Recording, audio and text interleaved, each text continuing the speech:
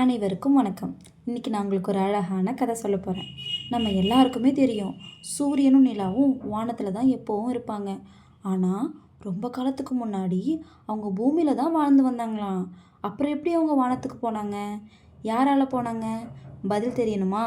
வாங்க இந்த கதையை முழுசாக கேட்டு தெரிஞ்சுக்கலாம்.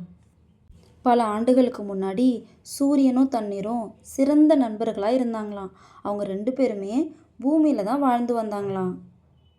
சூரியன் அடிக்கடி தண்ணீரை சந்திக்க வருவாராம். ஆனால் தண்ணீர் ஒரு நாள் கூட சூரியனை சந்திக்க அவங்க வீட்டுக்கு வந்ததே இல்லையாம். ஒரு வழியாக சூரியன் தண்ணீர்கிட்ட, என்னை பார்க்க என்னுடைய வீட்டுக்கு நீ வந்ததே இல்லையே அப்படின்னு கேட்டாராம். அதுக்கு தண்ணீர், உன்னுடைய வீடு போதுமான அளவுக்கு பெருசாக இல்லை அப்படின்னு சொல்லிச்சான்.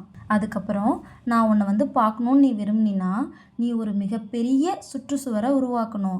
என்னுடைய மக்கள் நிறைய பேர் இருக்கிறதுனால அந்த இடம் மிக பெருசாகவும் இருக்கணும் அப்படின்னு தண்ணீர் சொல்லிச்சான். மிகப்பெரிய சுற்றுச்சுவரை நான் உருவாக்குவேன் அப்படின்னு சூரியனும் தண்ணீருக்கு உறுதியளிச்சுதான்.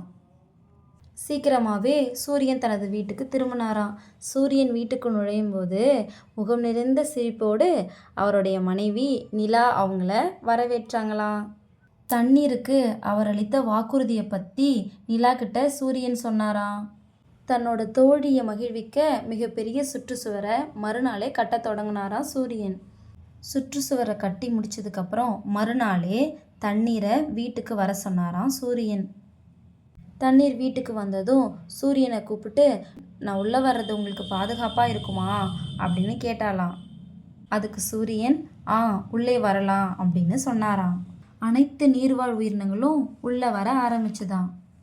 வெகு சீக்கிரமாகவே தண்ணீர் முழங்கால் அளவுக்கு நிரம்பிடுச்சான். அதனால் சூரியனை பார்த்து, இந்த வீடு பாதுகாப்பாக தானே இருக்குது அப்படின்னு தண்ணீர் கேட்டுச்சான். அதுக்கு சூரியன், பாதுகாப்பாக தான் இருக்குது அப்படின்னு சொன்னாராம். அதனால நிறைய தண்ணீர் வர ஆரம்பிச்சுதான். கொஞ்ச நேரத்துக்கு அப்புறம் சூரியனோட கழுத்து அளவுக்கு தண்ணீர் நம்பிடுச்சான். இப்போது மறுபடியும் தண்ணீர் கேட்டுச்சான். இன்னும் அதிகமான என்னுடைய மக்கள் உங்கள் வீட்டுக்குள்ளே வரணும்னு நீங்கள் விரும்புகிறீங்களா அப்படின்னு கேட்டுச்சான். அதுக்கு சூரியனும் நிலாவும் தாராளமாக வரலாம் அப்படின்னு சொன்னாங்களாம். தண்ணீர் நாலாபுரமும் நிரம்பி ஓடி வந்ததால் சூரியனும் நிலாவும் அவங்க வீட்டு கூரையின் உச்சிக்கு சென்று அமர்ந்து கொண்டாங்களாம். இப்போது மறுபடியும் தண்ணீர் சூரியன்கிட்ட அதே கேள்வியை கேட்டுச்சான். சூரியனும் அதே பதிலை சொன்னாராம். இன்னும் தண்ணீர் வந்துக்கிட்டே இருந்ததுனால வீட்டோட கூரையும் மூழ்கிடுச்சான். வேறு வழியே இல்லாமல் சூரியனும் நிலாவும் வானத்துக்கே போக வேண்டிய கட்டாயம் ஏற்பட்டுச்சான். அப்போதுலேருந்து இப்போ வரைக்கும் அவங்க ரெண்டு பேரும் வானத்திலே வாழ துவங்கினாங்களாம். இதோட இந்த கதை முடிஞ்சிச்சு. இந்த கதை எனக்கு ரொம்ப பிடிச்சிருந்துச்சு. உங்களுக்கும் பிடிச்சிருக்குன்னு நம்புகிறேன். இன்னொரு அழகான கதையில் நாளைக்கு சந்திப்போம். நன்றி.